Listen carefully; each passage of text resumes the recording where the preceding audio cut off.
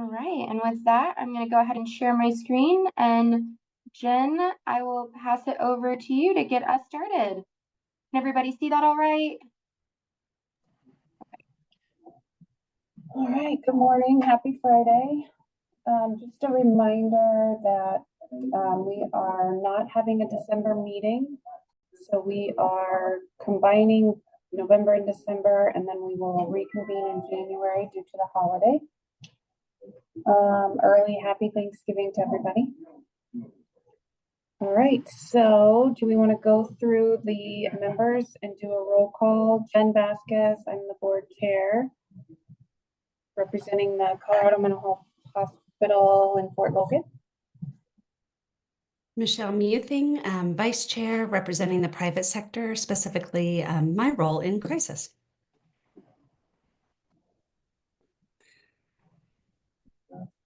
I'll go. Jessica Bell, Associate Director for 2765 Services, representing BHA. Casey Wolfington with Vail Health. Remember last time I still didn't know who I represented. I said rural communities, but I didn't know if that's right. So let me know if it's something else. Otherwise, I'm going to keep saying rural communities. I believe you were the nonprofit, Casey. Let me just double check. Nonprofit. I'll take nonprofit. That works for me too. That's what we mean when it's like, I could fulfill seats on any number of things as a whole you person. pick the bucket. So, I will yeah. that bucket. It's great. We love that. Yes, nonprofit healthcare facilities. There we go.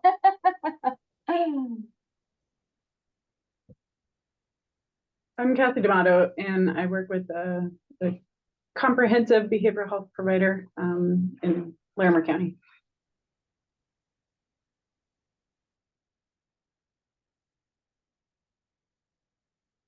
Cassie? Dr. Marquardt?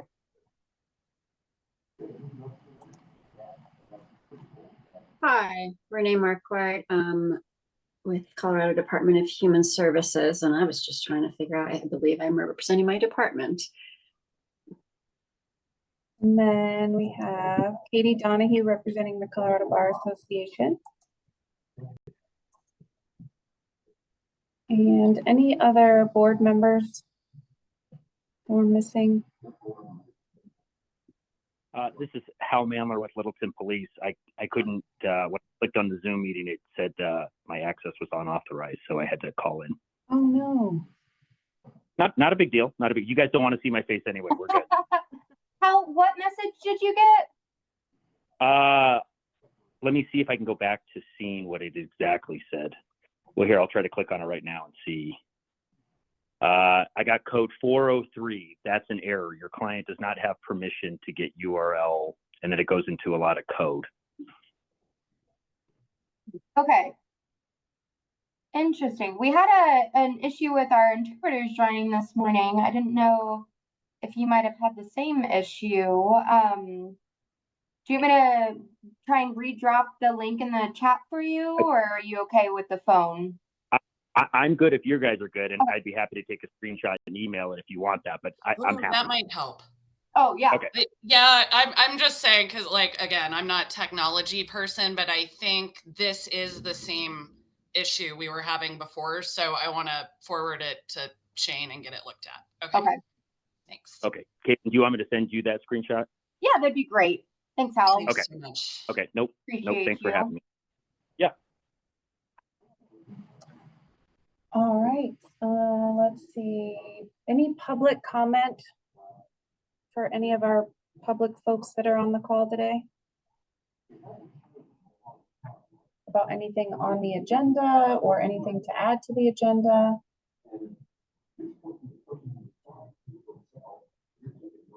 I guess I could jump in real quick. It's always a challenge to figure out what public comments say at the beginning of the meeting, but I do want to, so I'm Frank Cornelia. I'm the Deputy Director for CBHC and participate in a number of different task forces and committees. I'm currently participating in the BHD CJS subcommittee on crisis, and just wanted to let this group know, there's a number of different groups working on similar topics. I also participate in the consent decree steering committee that OCFMH facilitates. They have created a civil commitment work group as that was identified as a priority. Obviously, a lot of overlap with this group, and Joy can jump in here too. Joy and I talked about a sort of a joint presentation at the BHD CJS subcommittee. It doesn't have to happen there. It could happen anywhere, but I think it's important that these three groups that are all sort of working on similar things come together just to talk about lanes and scope and how the three groups can work together, with the different levers and decision points that they have to work with. So Joy has already started an email chain to try to bring in the points of contact to give an update to this crisis subcommittee. So that process is in place, and just wanted to kind of let this group know that that's been requested, and would assume that members of this group would be invited to such a presentation, since that subcommittee is open to the public, just like this one. So, if we do get something scheduled, it probably, we can share that information out. And yeah, I think it would just be helpful for these three groups to collaborate. And that's my public comment. Thank you. Yeah, I feel like that's really important and maybe not siloed. Is there a way to get sort of a background on these three committees and just have a better understanding of why each one was developed and what the end goal is? And Frank, I believe I responded to that email with Joy, but would it make sense for the whole council to be at these meetings? Would it make sense just for like our chair and vice chair to be there for like the first introductory meeting, and then kind of like start bringing back some of the information to and from the councils? What are your thoughts on that?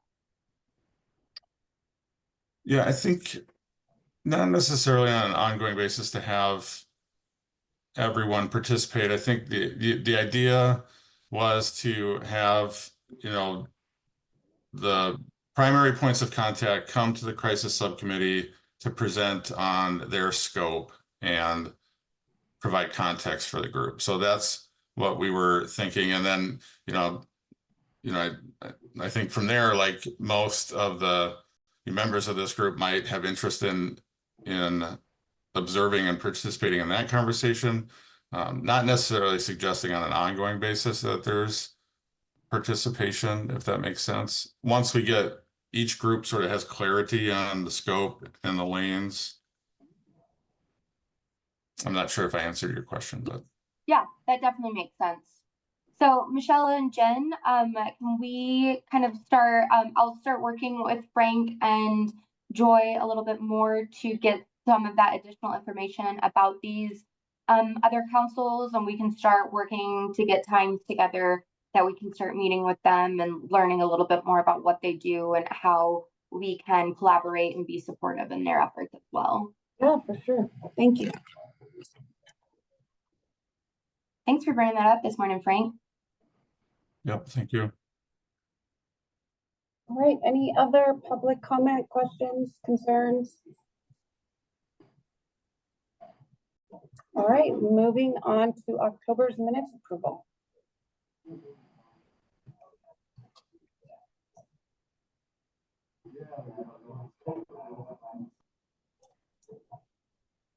Give everybody a few minutes to review.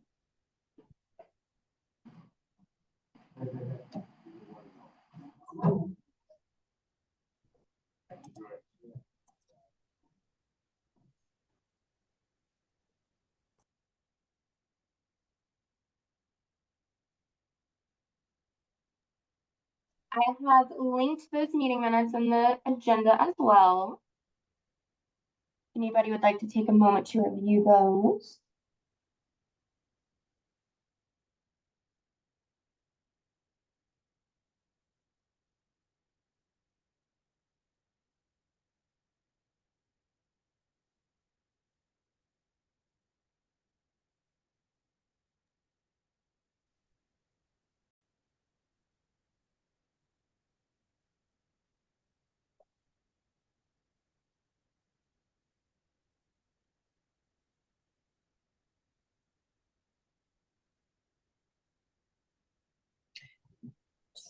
looking, it looks like there's a portion on the bill draft. Are we wanting to possibly discuss deleting that from the minutes?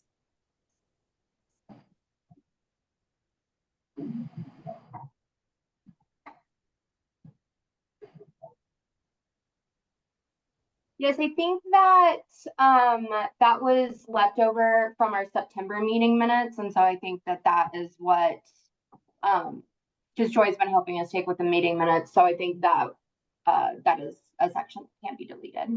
Yeah, I think it might have just gotten copied over. Yep. Okay. Good catch. Thank you. Good catch. Is everybody in agreement with deleting this? Yes.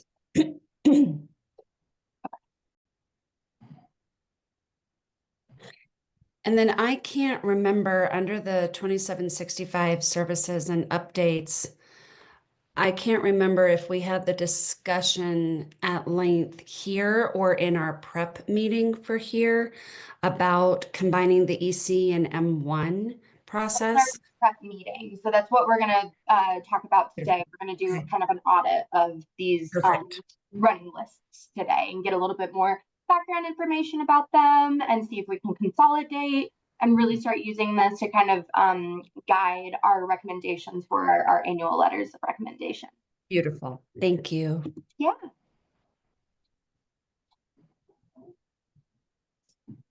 They look good to me. I would make a motion to approve the October minutes with that one section deleted. And this is Casey. I'll second. Anybody against approving the minutes? Okay. All right. Moving on to the advisory board annual report subcommittee application. So still, it looks like we only have 2 volunteers for this subcommittee. So hoping to get at least 4 or 5. Opening it up at this meeting, I guess, to see if there's anybody else interested in forming this subcommittee. I don't know that it makes sense to have a subcommittee with only 2 people. No, it definitely doesn't. So I just dropped the application link in the chat again.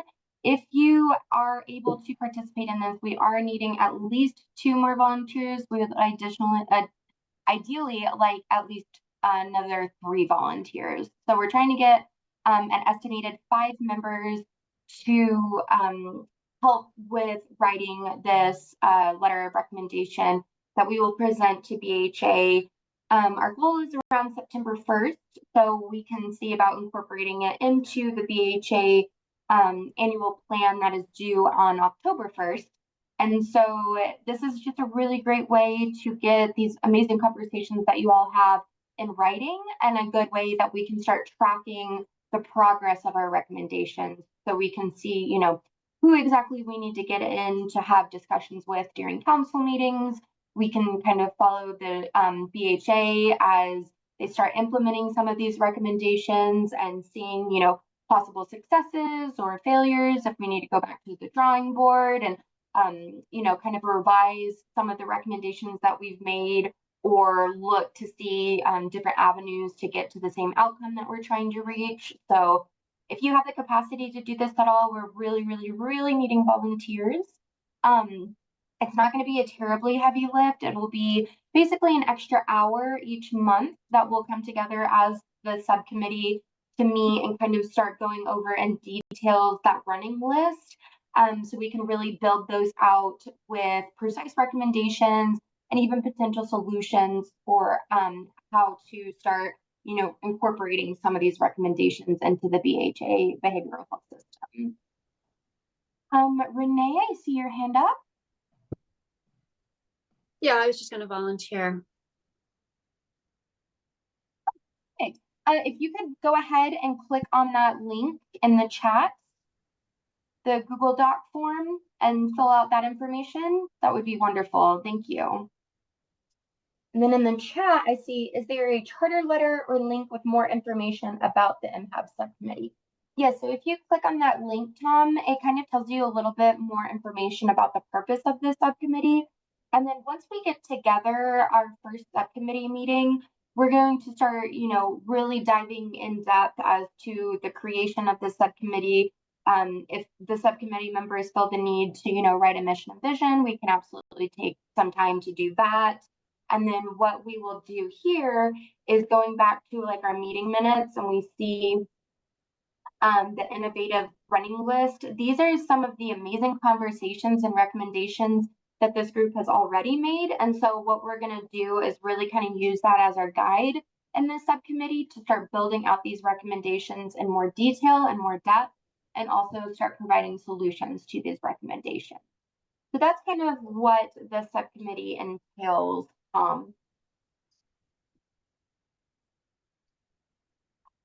Any other questions about the subcommittee right now? All right. We will definitely, keep kind of pressing you all.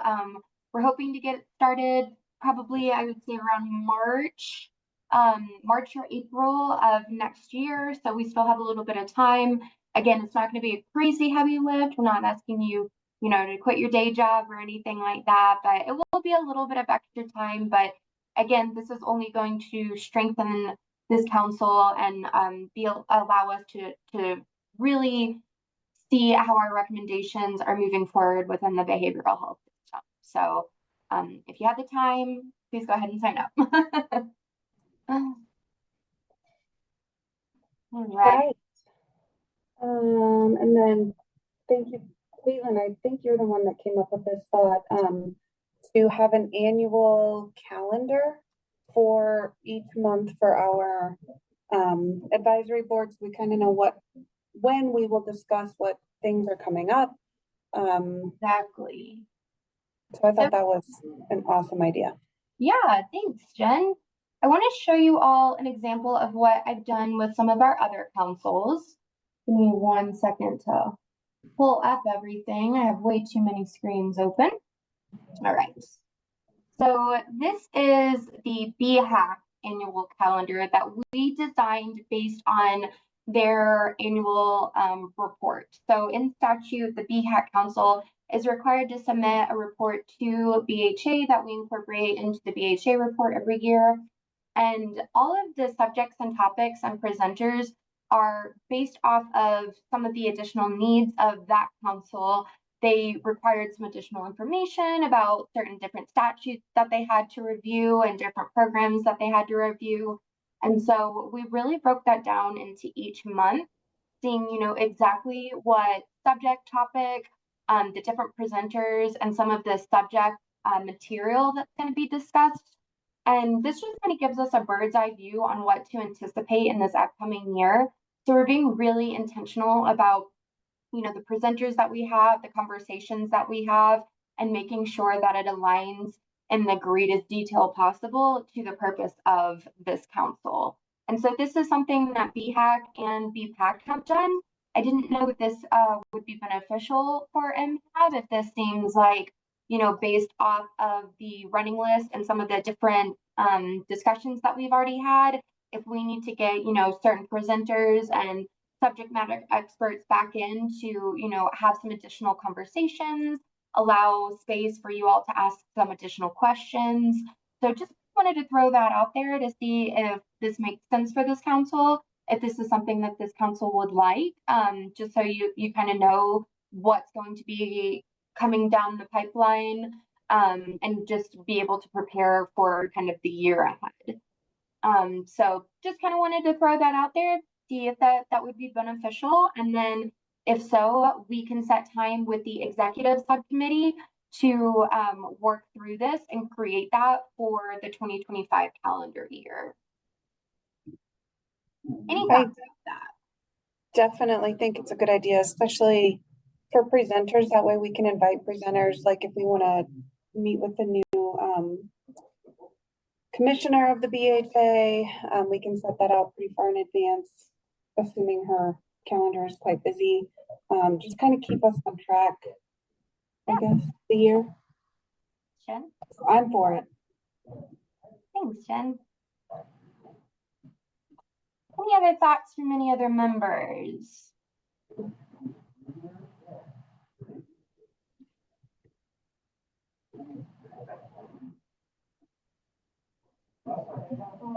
Anybody against having an annual calendar?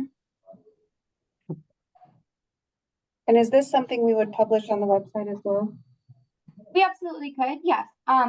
So just want to throw that out there that, just because we have this annual calendar created doesn't mean that it's all going to be set in stone and we're not going to be able to pivot. So if we find, for example, in March, we have somebody to come talk with us about, crisis response or something of that nature, and we find like we need at least another like 2 meetings with this person, we absolutely can kind of pivot and say, okay, we're going to put the April meeting farther down. We're going to get this person back. So this is just going to kind of help prepare us and our just to be really intentional with our conversations, our presenters, and things like that throughout the year. But I just wanted to reiterate that it is malleable to fit the needs of this council. So if we see, the need to have a presenter back or something like that, we can absolutely pivot. So we can adjust that on the online version as well. So just wanted to throw that out there in case anybody had some reservations about that for those reasons. I love this idea. I think it would be very useful and really create a roadmap for the year. And then going back to the subcommittee that's working on the letter of recommendation, if we can also have it would just be nice to have this roadmap, because then we can remind ourselves the different topic areas that we're focusing on. And I think it could help guide that process as well. So I think it's a great idea. Great. Agreed. All right. Well, shall we make a motion to pass this then? I'll motion. I'll second. Thank you, Katie. All right. Well, for members of the executive committee, I will be emailing you all to get some additional time set on our schedule. I know our meetings are only about 30 minutes, so what we'll do is probably increase that to an hour if possible, just so we'll have at least a solid 30 minutes to not only plan the agenda for the next meeting, but to start kind of working out this from that bird's eye view to see, based off of the running list and some of the other conversations that we have previously, what subject matter experts might be the best, what time of month or what time of year might be the best for these presenters to come in and speak with us, and things like that. So I'll just be emailing members of the executive subcommittee to get some additional time set on our calendars. Probably we'll look at maybe the beginning of December, but probably in January. Just because I know holiday times can be extremely busy and people are, not wanting to do extra work right now, which is completely understandable. All right. Well, with that, I'll pass it back over to you, Jen. All right, 2765 rule updates. Is this Jess, I'm assuming? It's not really a rule update, but I just wanted to make everyone aware that the Eating Disorder Treatment and Recovery Task Force application is available. Very excited to get started on that eating disorder work. Right now, I think I have about 14 applicants, and the application is open until December 13th, and I'm hoping to start in January. Really, the goal of that task group is going to be building the framework for rules for eating disorder treatment specifically. Awesome. And I did go ahead and drop that application link in the chat as well. And then Andrea, not to put you on the spot, but do you have any updates for rules since we did have that virtual meeting last night? So last night's virtual meeting was the conclusion of our formal rules stakeholdering. We've been a lot of places across the state over the past month. It's been really awesome. I do want to emphasize though that it is not ever the case where it's a cutoff of feedback on the rules to the BHA. That deadline's a little bit of a false deadline. It just means for what can be included in the rules packets that we have to present to the promulgating authority, whether that's the commissioner or the board. But we always take feedback on the rules. They're always iterative. They're changing every year. So when I say we concluded our stakeholdering, please take that with a grain of salt for what it is, meaning that we're moving forward with developing our rule packets and getting this stuff promulgated and passed. So I will put the rule feedback form in the chat in just a second, and always taking feedback and comments on it. So thanks all. Andrea?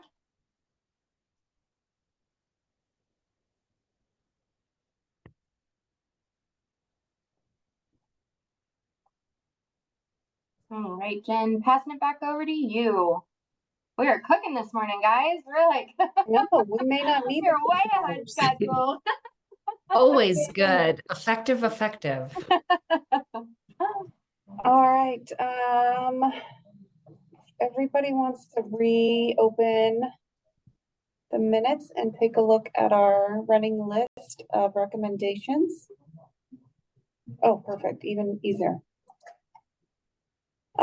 So when we met, was that a couple weeks ago, the executive subcommittee, I think it was Michelle's idea to kind of go back and re-review all of our ideas just to make sure they still make sense. They're still relevant, current. So if we can all just take a look at our current running list of 2765 ideas, I think there is at least one that we can probably close out. And then if we want to add any, are we thinking maybe annual? This is our annual list. So for 2025? Yes. So what we're kind of thinking here is to go through these step by step today and see, you know, kind of get a little bit more of the background information about some of these ideas. So especially for like the new council members and even myself, you know, these running lists have been here since before we joined. And so getting a little bit more of the background information on what these actually mean, and then making sure that they're still relevant and even possible. So for example, during the subcommittee meeting last, I think it was 2 weeks ago now, Jessica had actually pointed out the combination of the EC and M1 process wouldn't be good because there's so many different, although they're similar in circumstances, they're so unique in different circumstances that the combination of those actually really wouldn't play out. And I'll let Jessica speak to that one a little bit more because she's the subject matter expert in that realm. But yeah, just kind of going through and like looking at each one in a little bit more detail, getting a little bit more background information and seeing again if they're still relevant, if it's even a good idea, if it's flat or possible, and then being able to add to the list or subtract from the list as needed. Does that kind of sound like a game plan? Yeah. Right. So we'll start with the automation of the M1. Do we know who recommended that or just a little bit more of the background information about that? I think that was a brainstorming that came out of a conversation of all the questions, comments, and issues we have with M1s being written. Someone just said, if only we could make it electronic. And we thought, well, why not? That adds a good point. So working on like our annual report for 2765 data and like trying to collect M1 data from non-designated facilities is extremely challenging from our emergency departments. And because we are moving away from aggregate and asking for disaggregate, it's even more burdensome. So if we had a way to automate this and make it electronic, I would love to add in there. It would be great to be able to pull data from it really easily. Build a report that we could run with it. I don't know how that would work. I'm sure any kind of electronic database that would have that capability would be a lift, but I would be all for it personally. And you said for especially non-licensed? Non-designated. So like our emergency department partners who can accept M1s, That Is- volume is just so high, number one, that asking them to go through their EHR and pull disaggregate information, it's a challenge. This came up, this is one of my big soapboxes is, we can pull the 2765 data for the state and we report out, the state of Colorado had 11,624 people placed on an M1 in 2023, right? Whatever the number is. However, that is absolutely not correct. If we're looking at how many people had their rights removed by being placed on an M1, the number that gets pulled is only the number of people who end up inpatient at the 2765 facilities. So for example, you might have 10 people placed on an M1 in one of the hospitals in a given week, and all 10 of them after their crisis eval 12 hours later or whatever end up being placed on a safety plan. But there's no way to capture how many people were actually placed on that M1 before the M1 was rescinded and the safety plan put in place. So this would allow that data to be more accurate. And to Jessica's point, if there a way to do it, we could pull the ED data because this is where most of it is happening is in the EDs. Well, and if you think about the definition of an intervening professional, and I've had conversations with like school social workers or independent practitioners, like we're not necessarily capturing that data. And so I agree with Michelle, like there's a huge number of people that are not being accounted for in our data sets. I know this is probably impossible, but it would also be, I think, really helpful for data collection to know if someone's repeatedly being placed on an M1. Yep. Because it might not be 11,000 people, it could be 6,000 people, and it's some people just ending up in the hospital over and over again. I think that also can improve accountability among EDs and designated facilities with respect to whether they're discharging prematurely or not. And also just to note, I think the M10s, the notice of termination of certifications has been digitized. So that would be awesome if we could do that in the same way, like have something on the BHA website. I don't know if the M10 thing's being used as well as it should be, but I think we've already done it with one section of the involuntary treatment. So we need to see it in the M1. Yeah, I can speak a little bit to the M10. I'm sorry, Tom, I know you have your hand up. That M10 is still like required by designated providers when they're terminating a certification, right? Mm-hmm. And so because we also only allow certifications to take place in designated facilities, it's only designated facilities that touches, that we have regulatory oversight of. So still missing all that involuntary mental health hold piece, but yeah, and that was we were talking about is the M1s are being written on the street, being brought into the ED, the full assessment is done, and then they just write rescind across it and it's gone, but we don't know that it was even placed. Yeah, because those M10s aren't being used in the EDs. Sorry, Tom, did I interrupt you? I'm sorry, I can't see you. No one interrupted me, and I very much appreciate the conversation. My thought is an overarching and a recommendation for this board to consider as you walk through some of these innovative ideas under the 2765 service and update section on the agenda. If there is something that the board thinks this is our priority, or these are the several priorities that we believe we should take forward, I would suggest that the board make a formal recommendation to the commissioner to take that particular item forward. So for instance, if we're talking about automation of M1, as Jessica pointed out, that's a heavy lift. It probably requires a request for appropriation from the Joint Budget Committee. So we would need to consider that as a decision item, figure out how much money it would cost to do that internally, externally.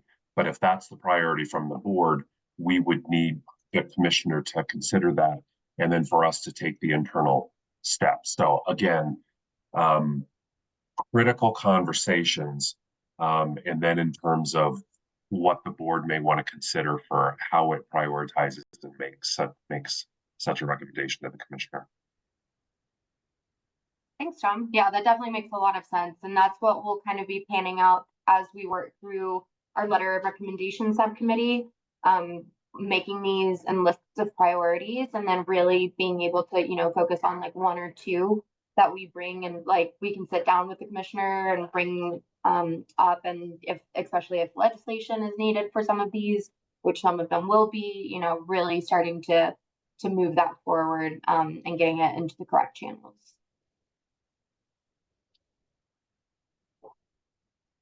All right. Anything else about the automation of M1? All right, let's go ahead and move down then to the combined EC and M1 process. Jessica, can you explain a little bit more detail for the council as a whole, similar to what you did the other week? Yeah, so aside from the fact that we all know that there's a huge overlap and comorbidity of both substance use and mental health, these two different interventions are in practice very, very different and have different requirements that go along with them. So as you all know, like M1 is 72 hours or 3 days. The EC is 5 days. So there's a huge time difference right off the bat. The second is like who can initiate those holds. So M1s, we have our professional persons, intervening professionals, law enforcement. The EC, it's really law enforcement, or the detox facility has to approve an application. So it's not something that just happens in the street where you can put somebody on the hold like we do with the M1. And so kind of changing that process, again, another huge heavy lift. This would be an entire practice and culture shift for the entire state. And so while I don't think that just saying like just combine them is the right answer, that doesn't mean that there isn't something else we could do. So one of the things that I learned this week is with the addition, sorry, not the addition, ASAM level 4 addition is coming out and is asking for providers, and I don't have all the exact details, but it's around the different levels of like withdrawal management and residential care. Essentially, some of the things that like licensing and designation are going to be looking at is how to coach providers that can do that walk-in crisis or crisis work while also having withdrawal management protocols in place. So there's like a happy medium that is coming as part of ASAM requirements. And I think that might be a good starting point for us to kind of allow Colorado to make that transition without taking like a statutory stance and saying like EC and M1 need to be combined, and here's how we're going to do it, and here's what it's going to look like. Because as we all know, when we implement these big sweeping changes, because things like ASAM change, there's a learning curve. And so we want to make sure that if we're going to do something like this, we really do it intentionally, and we do it with a lot of well thought out, and honestly, we need people on board that would say like, absolutely, like let's combine this. And I don't know, just us as one entity making a recommendation like this would have that same footing. And speaking personally, I'd like to see how it plays out with having withdrawal management processes in kind of a walk-in crisis, a crisis stabilization unit, and ATU. We have a couple of agencies that are trying this now. All Health is doing this down at their ATU. They're not holding stock medications like a detox would, but they do have some withdrawal management protocols in place to help people who are struggling with both substance use and mental health disorders. Jessica, can you say just a little bit more about that? I don't think I followed. They're doing what? They're trying to bring some withdrawal management stuff to the crisis unit? Yes. So basically, they will see people who either because of substance use or because of mental health disorder, they are using substances, right? Like it's kind of circular. And they want to be able to treat both instead of only focusing on their mental health disorder and treating that. There's also that co-occurring substance use. And so sometimes they have people who are in active withdrawal. but also need that psychiatric care. So they want to be able to serve both. And that's kind of what they're doing. So one of the things like All Health and I specifically talked about, because I also oversee their license, was how they can use their prescribers to fill a prescription for that medication as they need it, so that they don't have stock medication. Stock medication like requires additional licensing and oversight and a controlled substance license. So there was some other things. And so we're really working with the providers to brainstorm, like, how do we meet this need in the community within the licensing structure we currently have? And it sounds like ASAM is kind of making some of those calls also. So I saw Frank and then Katie. Yeah, I just wanted to add, we've had some of these conversations with All Health. We're helping them understand the other outlet option in terms of being able to stock medication. That's allowable under the other outlet, under the rules of the pharmacy board. So we're working with them on that issue as well. And then, yeah, I'll just leave it there. Katie. I was just going to jump to an alternative to this suggestion, which could be just further education on the EC process to providers, especially if we're combining, it sounds like ASAM's coming in and going to be handling potentially emergency commitments in addition to M1. So I know that the BHA does have some educational power, so that might be something to throw in there and put at the forefront, especially if ASAM's changing.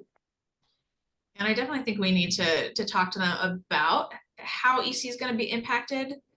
And I apologize for not having all like the really finer, minute details to speak super eloquently. I just know that this is something that's going to be coming. Tom?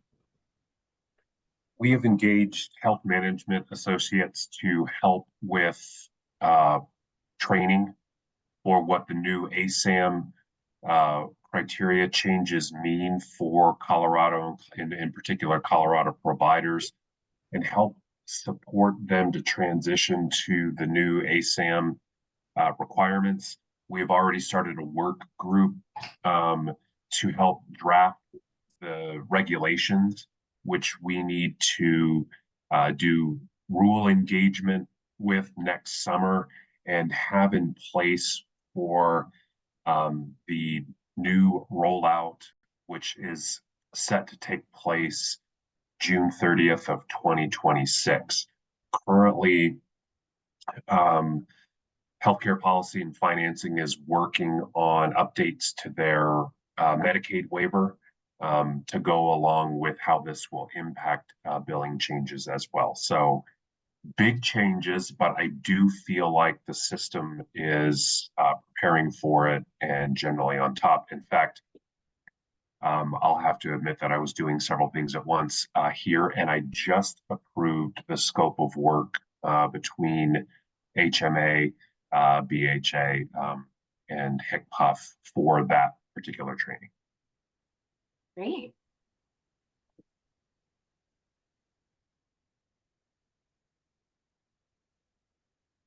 Right.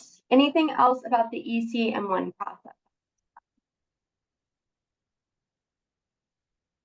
Okay. Does anyone think they should be combined? I was just curious what the reasoning behind it was. That was probably, I don't know, 3 or 4 years ago, we started talking about that. So it's the old things. Yeah, I believe it was another brainstorming session, really trying to integrate the system and really move away from bifurcating mental health treatment and substance use treatment and really focus on how we get to providing whole person care through behavioral health. And this was one really tangible way in which we have these very separate processes that I think in a dream world that they could be combined. Would it not require legislative changes to go to this? I mean, the statutes are totally separate. That they're each of those holds or forms have their own patient rights, and the patient rights are different. Would it not go all the way back to the legislative changes too. I mean, that's huge. Mhm. Okay, that's what I thought. Yep.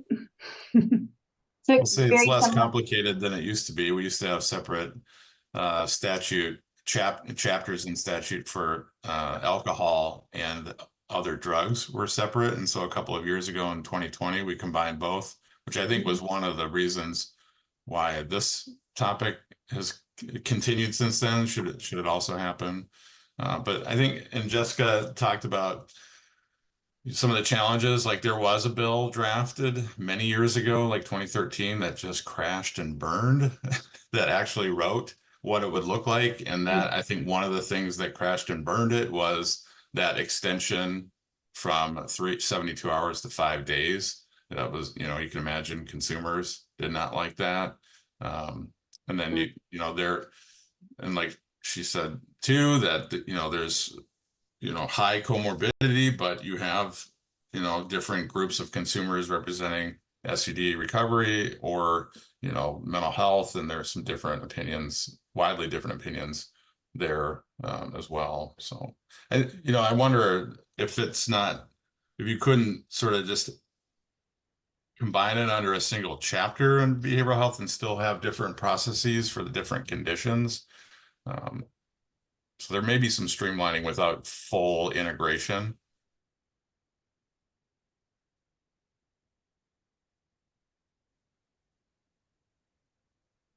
Great point, Frank. And yeah, Michelle, that was kind of, I think, similar to what Tom was talking about, is like in our list of prioritizations, if one of our recommendations is to kind of go back and do like a legislative overhaul, we will need to, have that as a very high priority and bring that to the commissioner, Tom, Ryan, our whole legislative team that can actually, help to move all of those issues forward. So that would be something that if we're doing a big legislative overhaul, we've got to push hard, they've got to push hard, and we'll just keep working together through all of that. Yeah. All right. So moving on to training on pickup orders and clarification of statute for who can provide this response. Can anybody provide a little bit more information about this recommendation? Kind of how we got here. I think this came up a few years ago when the M.5 started, and we had law enforcement sort of letting us know that they were not really able or willing or both to do the M.5s. So we talked about going to, remind me what it's called, your training entity. Oh my gosh, what is it called? The state entity that trains law enforcement. Oh, Post. Post, thank you. No. Going to Post to do a training on pickup orders, but then that never really went anywhere. So I think this is another one that I don't know if it really makes sense anymore, especially now that the BHA is in place and does training. I would think personally, my thoughts are that this is a really important one. So I teach for CIT around the state. And so I stand in front of officers all over the state all the time. And when I say M.5, I am shocked at how many officers have no idea what it is.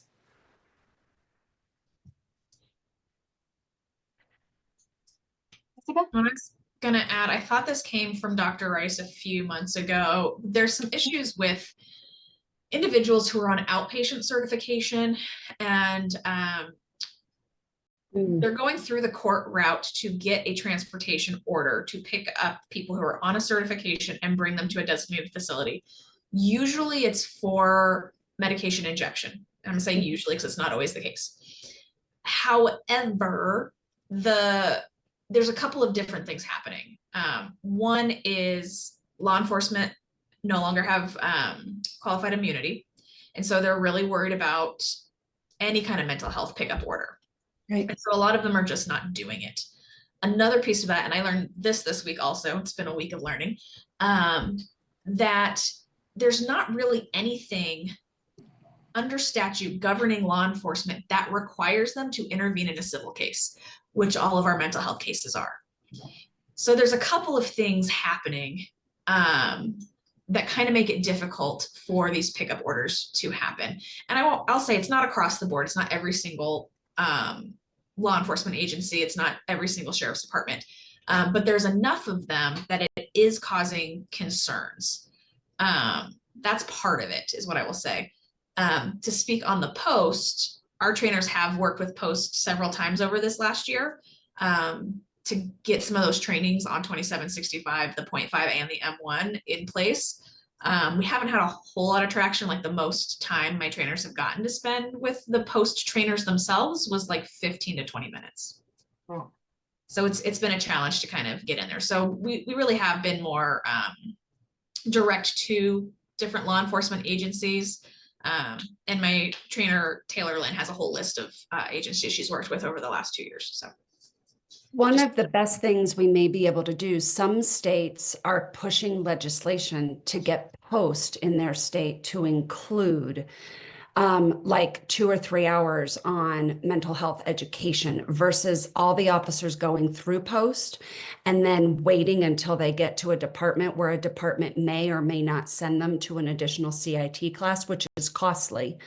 They're pushing for legislation in the state to change, to have this added to the post curriculum. So every officer is trained the same way with the same information. And then your trainers don't have to just go and try to catch some of the post folks.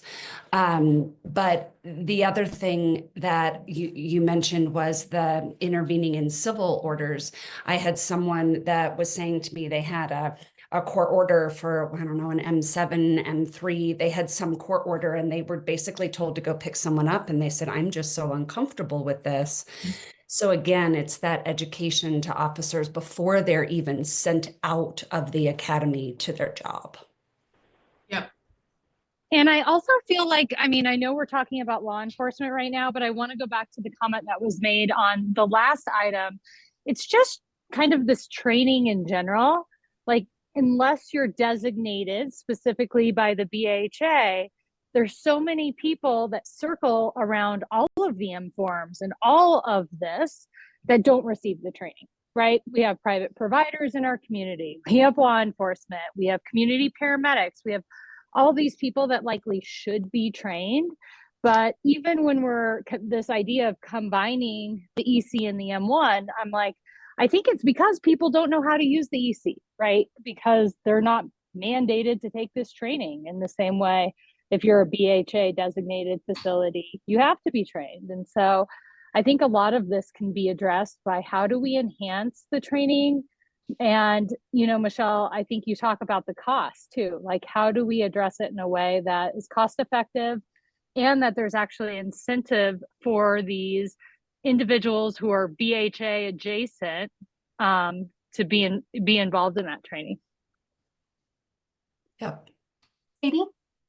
Yeah, I just wanted to add, so in my work in Denver, we would see this a lot with the outpatient transportation, and I just wanted to elaborate on that and a few other points. I'm gonna talk a lot today, I'm sorry. But so in the outpatient, people will be placed on outpatient certifications, and in Denver, one of the counties that does have a law enforcement agency, the sheriff's department, enforcing these orders, we have very like client-centered language in the orders that gives lots of options before they have to actually put hands on and take them in. So I do think that the new 2765 rewrite does mention transport orders. I think in the new M.5 section, and I'm wondering if we can use that to address regulations on transport, if that's a way in to get regs on this. I don't know if we'll have power over law enforcement to do that, especially just working in the regulations, but I do think we could be able to use secure transport and that new system out there to do the pickup orders instead. We have been encouraging that, is what I'll say. However, secure transport is not statewide. Yeah, That's our only problem with that. Small and far and few in between, but that would be something that the BHA does have the ability to regulate over. Not entirely. The secure transport providers are regulated at the county level. Okay. I would Thanks. love for them to come under 2765. I'm teasing. Just a bunch of stuff throwing it out there. Yeah, well, there was one, I'm trying to think who it was that made a suggestion that, so there's language in the EC statute that talks about allowing for, it's not immunity, but it talks about liability to the police officers should they need to use force in fulfilling their duty for the EC order. And I think if we could get something similar language in the statute around those outpatient certifications, I think that might help. I can't guarantee it. I know a lot of where we're getting pushback is from specific departments and their lawyers. And because that's not like across the board, but anytime we have gotten that messaging, it's because like, well, our lawyers have advised us not to pursue this. It's been a while since I reread the rewrites, but I'm pretty sure it does address law enforcement transporting. It's just it's not, there's no longer an M.5, it's the emergency transportation thing, but I'm pretty sure somewhere in the new reg or laws, it discusses transportation for involuntary medications. It's like a blip. I'll find it and email you. I don't think it's specific for medication. Let me find it. I've got my statute pulled up.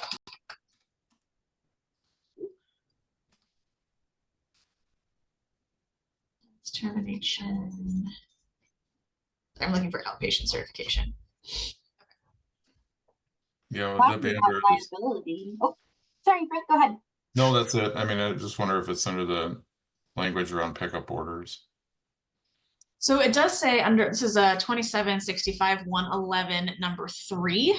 The facility responsible for providing services to a respondent on a certification on an outpatient basis shall proactively reach out to the respondent to engage the respondent in treatment. If the respondent refuses treatment or court-ordered medication and is decompensating psychiatrically, the court may order a certified peace officer or secure transport provider to transport the respondent to an appropriate, least restrictive designated facility.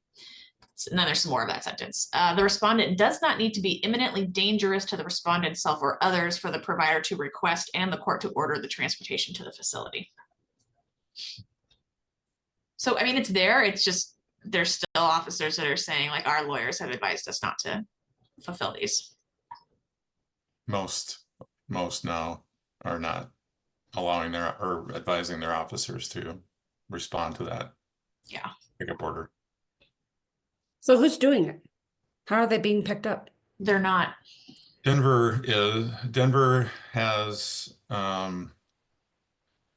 they feel comfortable with the way that Judge Leith is writing the order that feels like that gives them protection.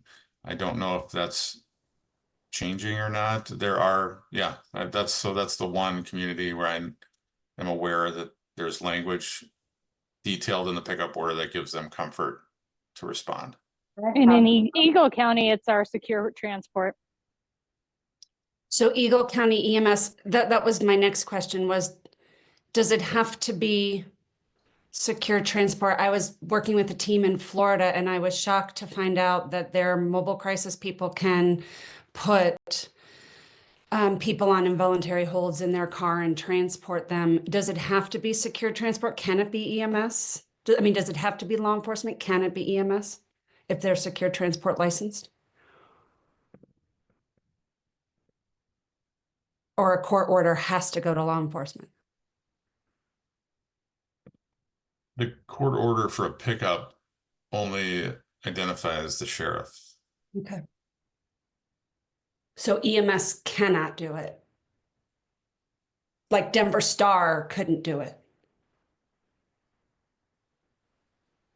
No, but I will say They can that transport people. I mean, I think we're talking about a pickup order issued by a judge Correct. But if law Right. enforcement refuses to do it, I'm just curious if anyone else legally is allowed to go do that, like STAR or an EMS department. It has to be law enforcement, correct? I think if they, I don't know. I'd be curious if there are providers that have that experience, but if they can talk the person into the STAR van, they probably transport them. And if It's I the, could it's, just, the problem is when it's involuntary and they're refusing, treatment. so I have a copy of the order out of Denver if anyone would like to see it, but it does provide language to send out co-responders or STAR van first and do a bunch of steps before you're getting to law enforcement going out and taking them to an emergency department. So I think those are alternatives to do beforehand, but once it gets to the point of the order, that's law enforcement. Frank, you had mentioned that Judge Lee was helping to rewrite. Is that correct? She issues the order, and the way that it's worded gives the lawyers for Denver sheriffs to respond. Okay.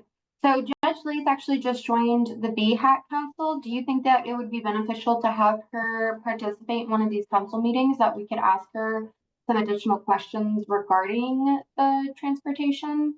And can I just jump in? I wrote the order for the court. Yeah. Okay.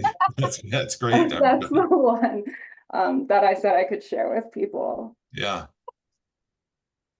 But I Sorry, think Katie. Judge Lee would be amazing. Okay. I'll definitely reach out to her to see if We she's want to give credit available. where credit's due too. So. Yeah. But that's kind of my question is a court order, if you read the language, must go to law enforcement with that order in hand to pick up the person. If I'm in a town where my sheriff's office won't go do that, am I breaking the law by my EMS people doing it? Like these are where I think some of the M1 things don't have clear, yes, you can, no, you can't, yet they really are implied. So for those areas that their sheriff's office is saying, I'm not doing this here, take your court order back. Is it just not getting done? Or are there, I would love to know if there are areas, Casey, you said EMS, are they actually doing that piece though? Do you know? I know they're your secure transport. I would just be curious if other people are stepping up and intervening and taking that court order, showing up and seeing if they can convince that person calmly to go with them. I would love to know what is happening in other areas. In Larimer County, kind of the same thing.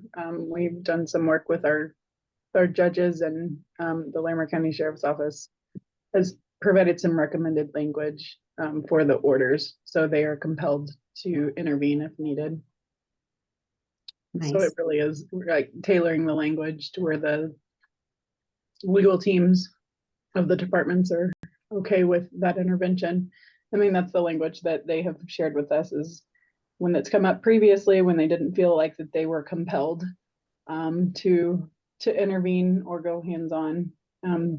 They took it back to the judge and had some conversation around what it would be that would compel them.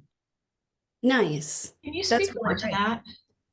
that? I'm curious, like what the language says. So I'm thinking of the example that Dr. Rice shared with us a few months ago, where somebody was like in their house, wouldn't answer the door.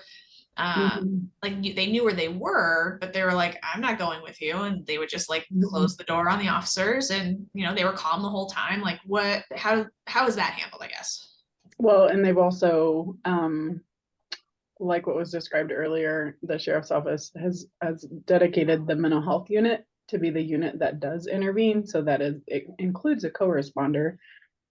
So you have, a behavioral health representative present and a team that often works with individuals who have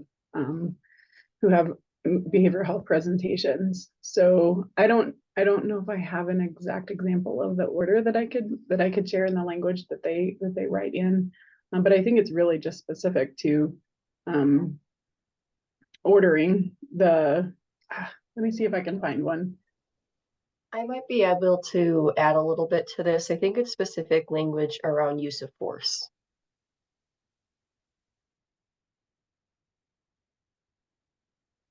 Makes sense. That would make sense.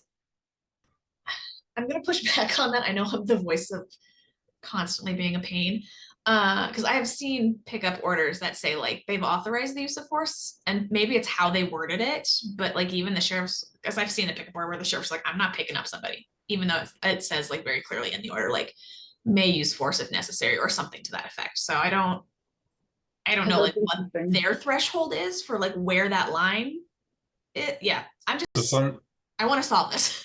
Yeah, and I think some jurisdictions even are saying that even that wouldn't suffice because in statute that it is not clear that some of these reasons are outlined in the use of force statute for law enforcement.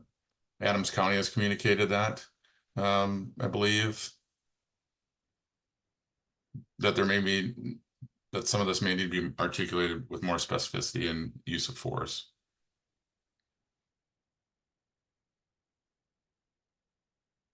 No, I don't think that the language that's used here is anything that I don't think it specifies that, but it would imply that they could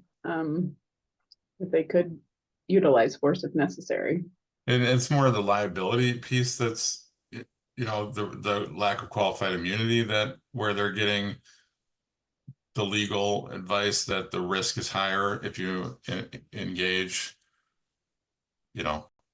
with these individuals on a civil matter that are refusing, they're not clearly committing a crime. So.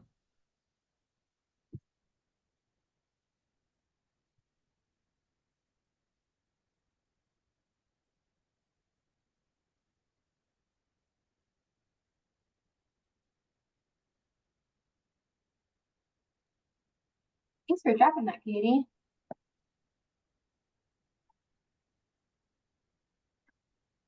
All right. So for the sake of time, should we move on to the liability issues below, or do you want to spend a little bit more time on this topic?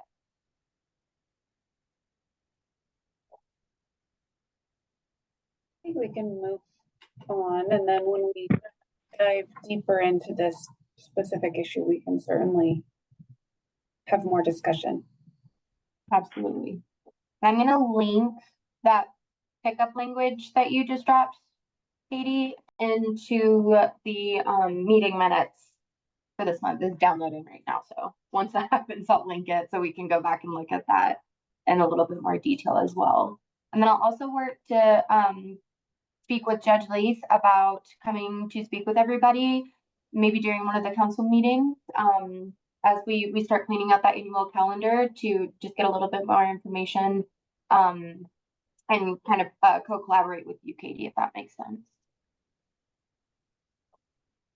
All right.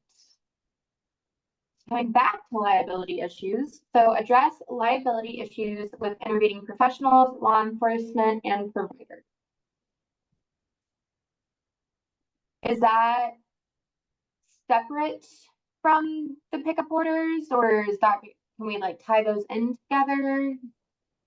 What are your thoughts? Yeah, I feel like it's the same.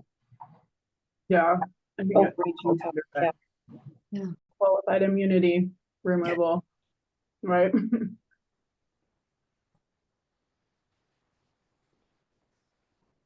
Okay. Okay. So this one, all courts and districts on the same page with 2765. Example, dates on certification, including when certification extensions are needed, 30 days statutorily versus 45 days required by courts. Anybody provide a little bit more background information on that? Yeah, I think that was me. We all 138 of our patients are on certifications, and each county has different preferences, and it's hard when you have that many that you're dealing with every day and so many different providers extending ending, taking transfers from other facilities. It's just hard to, I guess, navigate the expiration dates and when we need to renew. So I think I brought that up just to have a conversation about like how, not necessarily getting all the courts on the same page, but how do we navigate having one court say, you know, the expiration is this date because it's 90 calendar days versus this court saying, no, it expires this day because that's when we issued the order, which is completely different than the 90 days on the calendar. Okay.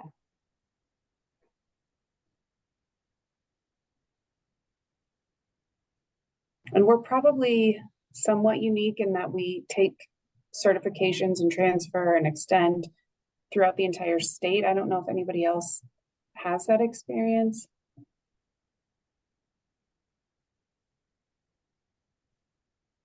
Might be unique to. Okay. So maybe this could be like an internal brainstorming session for possible solutions to come up with to help navigate these challenges. Or maybe just some guidance from the BHA in general, like how I've had enough experience with certs that I definitely tell other counties and providers what our preference is, but holding them to that is a different story. Mm-hmm.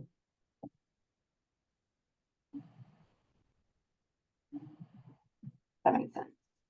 Well, yeah, maybe Jessica and I can kind of start working together to maybe see about who would be the best point of contact to get in to facilitate some of this guidance and help create some of the recommendations with regards to this.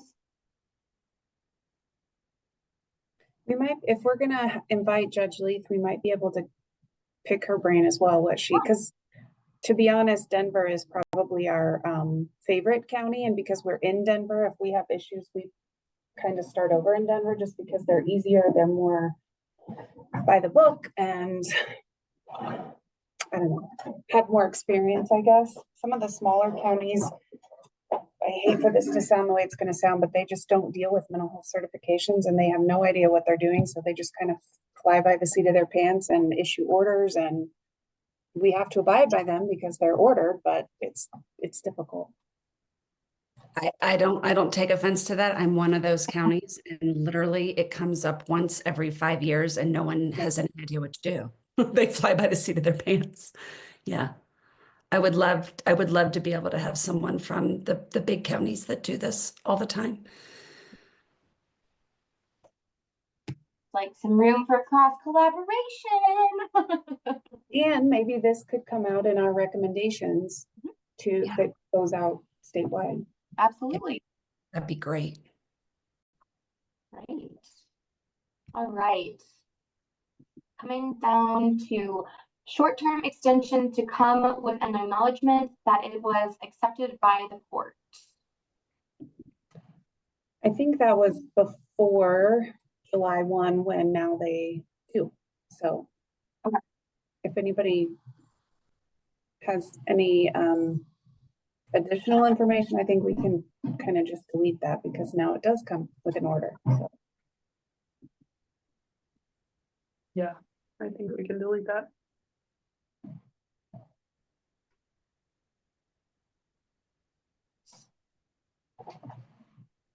Funding enhancement / incentive for designated facilities for providing care and treatment to certified individuals. Pay by court, as this is a court procedure, or how involuntary medication orders and the cost of those medications, who takes that cost? So I think that this was something that Dr. Rice also was actively a part of, but really this is identifying that any facility that would, or individual that would hold outpatient certifications, acknowledging that this is a different, maybe there's a higher level of service need and engagement required for individuals who are on certifications, and acknowledging that is there a way that we could build in additional reimbursement for the coordination of the management of and like holding certifications in addition to the individual services that are being provided. Okay. I think the medications was an issue in Denver. We would have people on outpatient certifications who, as much as we attempted to get them like their shots in the community, they would need the pickup order, and then they'd come in, and then our major, I don't know if Scott Simpson's on today. I missed the first like 10 minutes of the meeting, but we would take them into Denver Health, and I think there was some discussion on who would actually pay for the long-acting injectable, whether it would be Denver Health or WellPower. I wanted to say MHCD, geez. So I think that might have been the reason behind this, and I do think clarification on that would be amazing. I don't know where they stand now. And then just speaking generally to the incentive for designated facilities to do something, I think in California, they have a CARE Act where the facilities and the care providers can actually be made a party to the case, which we don't have here. And that way the court can actually order them to do things. And I know that would be a big statutory change, but it's just something I noticed and really liked from their CARE Act. Worth potentially exploring and like learning a little bit more about the CARE Act and what they're doing. There was actually a delegation of Coloradans to California to look at the CARE Act. So maybe I was one of them, but maybe we can find someone else to present or something.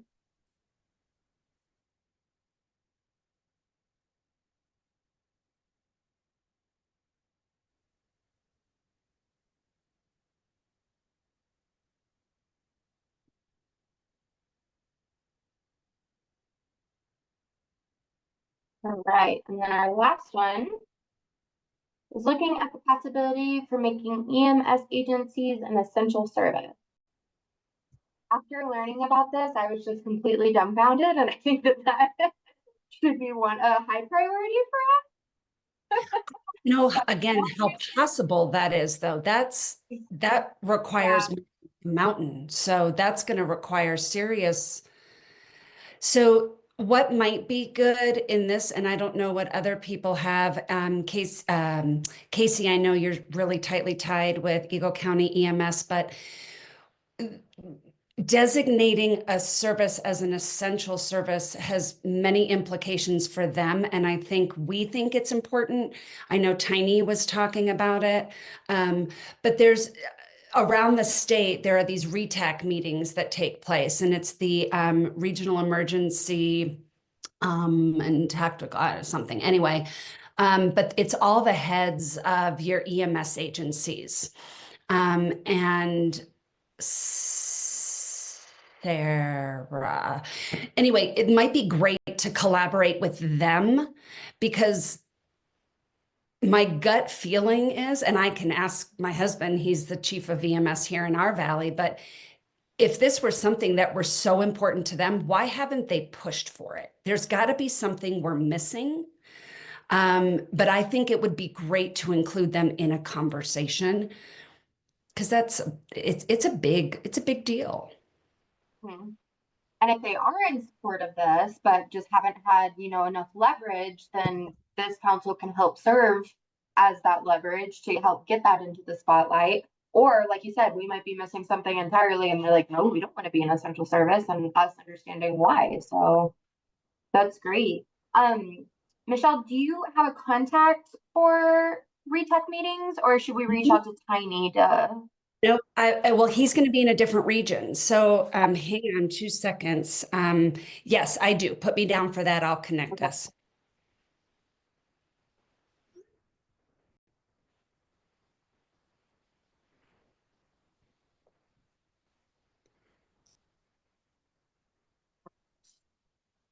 Yeah, I think that that could be a fantastic conversation. Tom?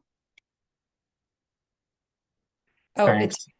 yeah, go Oh, ahead. I'm sorry. Michelle, go ahead. No, I was just gonna say, I just texted my husband and said, "Who's over your RETAC?" He said, "I was appointed chair." Well, you have a great point of contact. I've got a contact. He was going to be required to be at these meetings now. Right? No kidding. We'll have an offline conversation. I'll bring you back more info. Thanks, Michelle. All right, Tom. I pasted the link to the CDPHE portion of the website that deals with RETAC. Several years ago, I think it might have been 2018, there was a new regulatory volume that was passed that deals with community integrated healthcare service agencies. This is something that I think Tiny was very involved in starting, the concept being that these emergency medical services are being utilized, particularly in rural communities, to go out and do things that are beyond emergency medical services or putting out fires. So how can they get reimbursed for doing that important community work?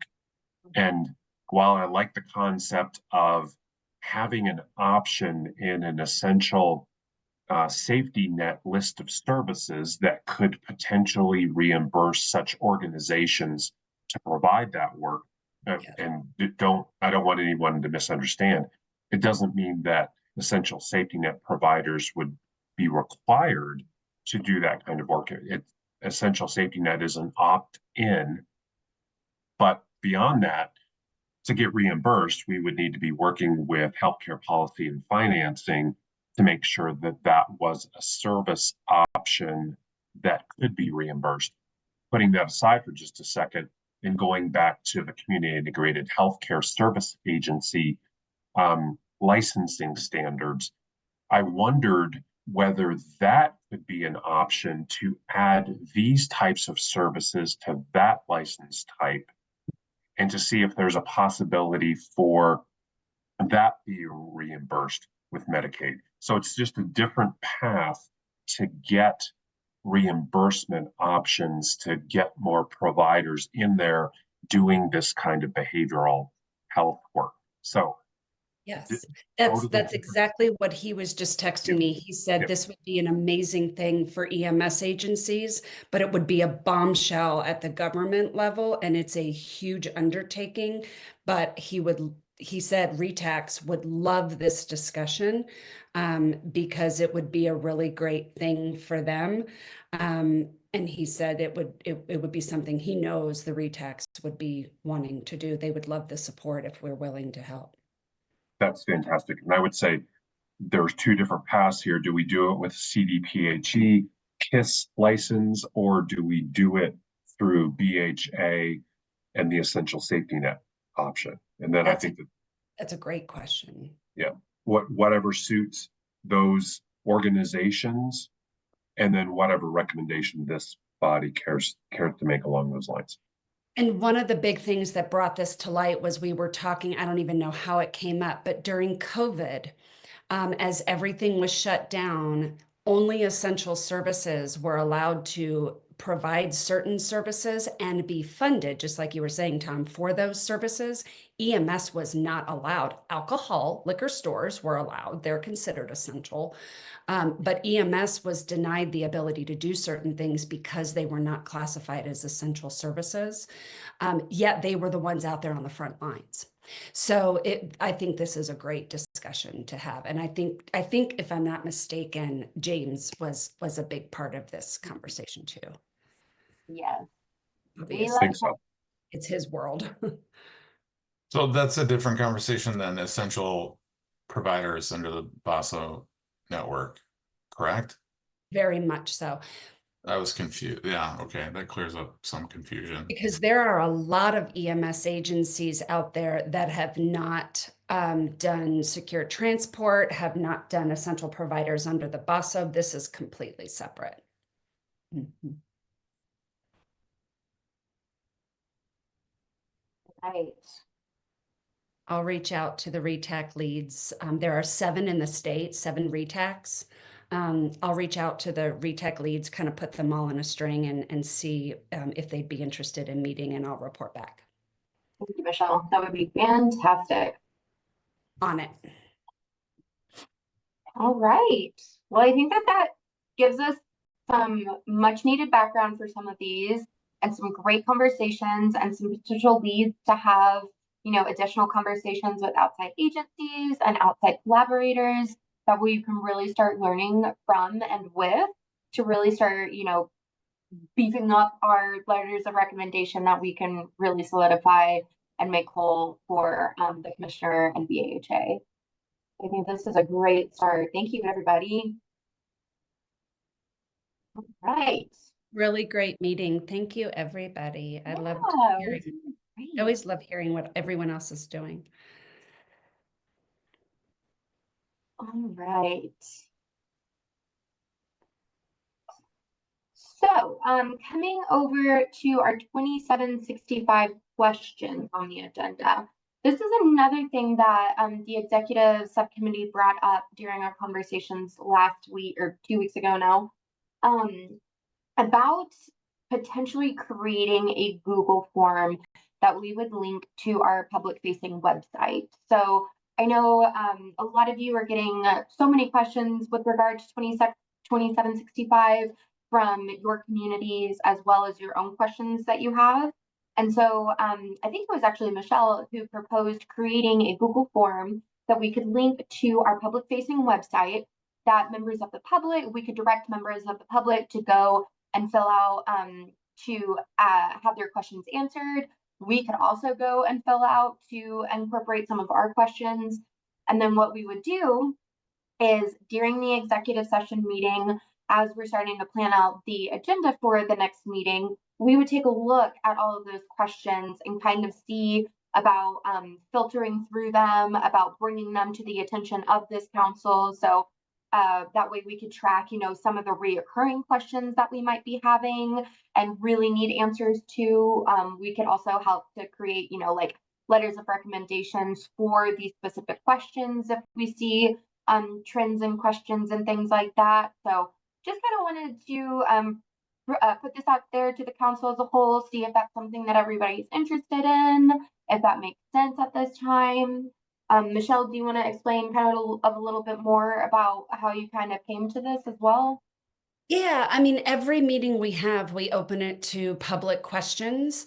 And a couple of times, some really great things get brought up. Frank, you always seem to have something that just makes us go, wow, that's a really great thing to think of. But people tend to bring really good things to discuss. And Jessica's always on the ball with answers, pulling things up and able to find them. But it would be really great. I was wondering if when people go into the website to click to join the meeting from the public side, if they could have a link to click on to say, if I have a question or something I'd like to bring up during the meeting, let me just pose it now. And that way, as we prep for the meeting, we know if there's a specific question coming. And that way we can be really prepared to and make the best use of time. Because if you're going to jump on to this meeting and want to hear this discussion, if there's supporting documentation or information we need to go find, we can have it ready at the meeting. And that way we don't have to have a half knowledgeable conversation and go, I know I've got that somewhere, let me go find it. We'll close this out at the next meeting, but we can be more efficient and finish it in the moment. That was my thought. Michelle? So I know a lot of the members are having to drop due to some time constraints. So for Jessica or Hal, if this is something that we would like to make a motion. Sorry, my dogs are playing right now. If we want to go ahead and make a motion at this time, have a second. I'll second. Unless we still need a motion, then I'll do the motion. Yeah, let's make the motion first and then we'll second. It's Friday. Come on. I make it, I second it, I third it, I am the overlord. I am MHAB. Well, who would like to make the motion? I'll make the motion. It was my idea, so I'll make the motion. Right. And I will second.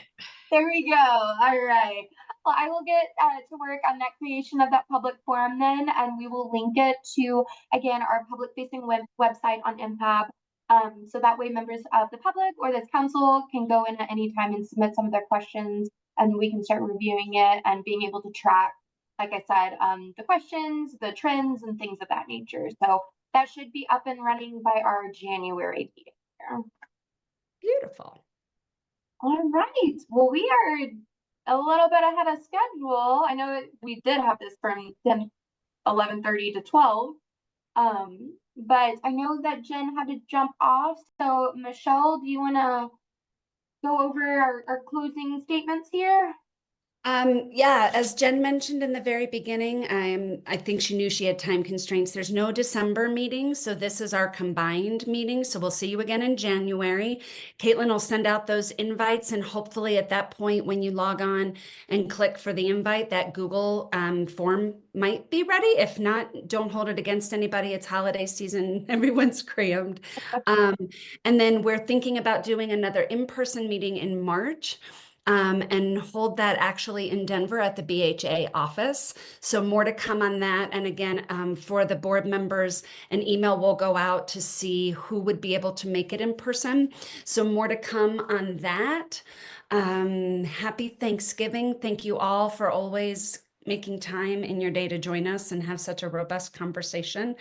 And have a happy Thanksgiving. I will adjourn the meeting at 11:36. Great. Thank you so much, everybody. Bye, y'all. Have a wonderful holiday season. We'll see you in 2025. Bye.